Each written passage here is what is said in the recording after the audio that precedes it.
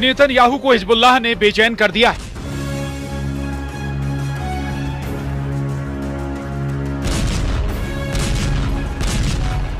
Israel की राजधानी तेल अवीव से करीब 10 किलोमीटर दूर ये आग लगी है क्योंकि हिजबुल्लाह ने फायर किए हैं। 340 रॉकेट हमला तेल अवीव पर हुआ, हमला हाइफा पर हुआ, हमला अशदोद समेत कई और इलाकों में हुआ। 5 लोग इस हमले में घायल हुए हैं। लेकिन इससे भी बड़ी खबर तेहरान से आई है, क्योंकि ईरान सिर्फ इस बात से खुश नहीं कि बेंजामिन नेतन्याहू और उनके पूर्व रक्षा मंत्री योव गैलेंट गिरफ्तार हों। ईरान के सुप्रीम लीडर खामेनेई ने बहुत बड़ी डिमांड दुनिया के सामने रख दी है। खामेनेई ने कहा है कि बेंजामिन नेतन्याहू को फांसी पर लटका देना चाहिए, इससे कम कुछ भी मंजूर नहीं होगा। 21 नवंबर को दुनिया की सर्वोच्च अदालत इंटरनेशनल क्रिमिनल कोर्ट ने बेंजामिन नेतन्याहू और योव गैलेंट के अलावा हमास के कमांडर इब्राहिम अल मसरी की भी गिरफ्तारी के आदेश दिए और 25 नवंबर को खामेनेई ने कहा, नेतन्याहू को फांसी पर लटका दो, सिर्फ गिरफ्तार करने से काम नहीं चलेगा। नेतन्याहू के खिलाफ वारंट निकलने के बाद खामेनेई के तेवर बहुत सख्त हो गए हैं। खामेनेई के कैंप से अब एक और वार्निंग इजराइल और अमेरिका तक पहुंची। ये खबर देखिए जिसने नेतन्याहू कैंप में बेचैनी बढ़ा दी है। इस खबर के बाद अब आगे क्या होने वाला है, ये खबर ईरान से लेकर अमेरिका तक छप चुकी है और इसी खबर ने इजराइल में नया अलर्ट जारी कर दिया है। नेतन्याहू को लग रहा है कि जिस तरह हिजबुल्लाह के रॉकेट तेल अवीव और आसपास बरसे, अब यही हाल ईरान की मिसाइल उनके शहरों का करने वाली है। यही वजह है कि इजराइल की कैपिटल तेल अवीव, इजराइल का दूसरा सबसे बड़ा शहर और पोर्ट सिटी हाइफा, इजराइल का तीसरा सबसे बड़ा शहर अश्केलॉन, इजराइल का सबसे बड़ा बंदरगाह अशदोद, इजराइल का सबसे खतरनाक मिलिट्री बेस नेवातिम, नेगेव के रेगिस्तान में सबसे बड़ा शहर बीरशेबा, इन्हें मिलाकर इस वक्त इजराइल के 25 शहरों में ऐसा अलर्ट है। एक ऐसी घड़ी टिक टिक कर रही है जिसमें हमले वाले अलार्म की घंटी नहीं बजेगी। इस घड़ी का कंट्रोल ईरान के पास है। 1000 मिसाइलों वाला ये वो टाइम बम है जिसके टारगेट पर पूरा इजराइल है। 1 अक्टूबर जैसा हमला दोबारा किसी भी वक्त हो सकता है। ये बात नेतन्याहू और उनके वॉर कैबिनेट को मालूम है, क्योंकि ईरान में 3 लेवल पर फैसला हो चुका है।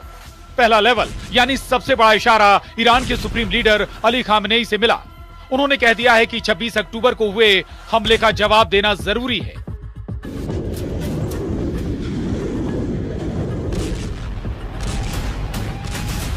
दूसरा लेवल यानी सरकार के स्तर पर ईरान के राष्ट्रपति मसूद पेजेश्कियान ने कहा कि ईरान अब इजराइल से बदला जरूर लेगा। और तीसरा लेवल यानी ईरान की सेना रेवोल्यूशनरी गार्ड्स के बड़े कमांडर हुसैन सलामी ने कह दिया है कि इजराइल को सजा जरूर मिलेगी।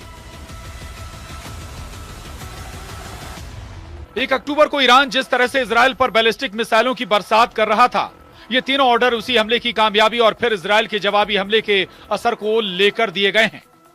1 अक्टूबर को ईरान ने 200 बैलिस्टिक मिसाइल फायर की थी।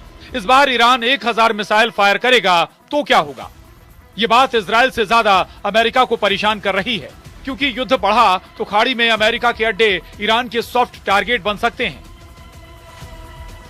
क्योंकि गाजा में जारी ऑपरेशन में अमेरिका इजराइल के साथ खड़ा रहा है।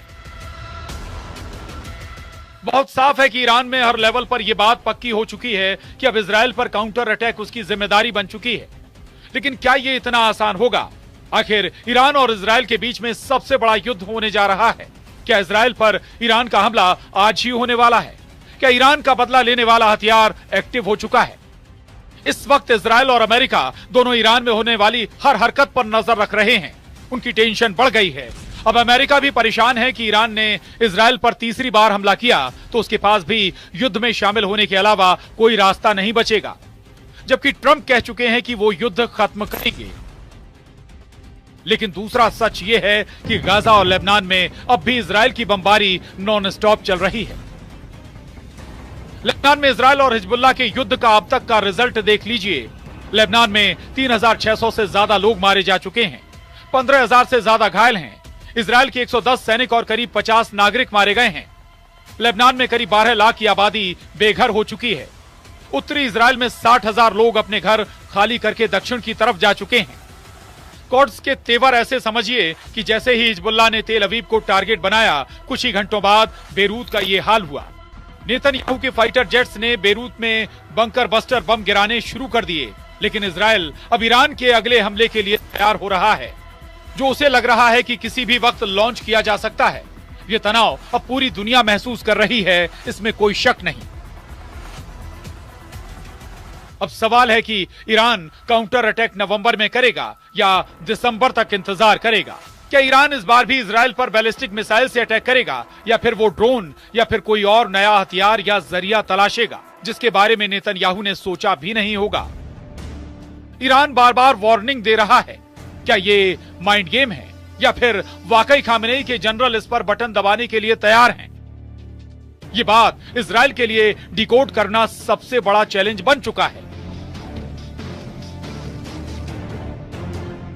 Bureau report, news 18।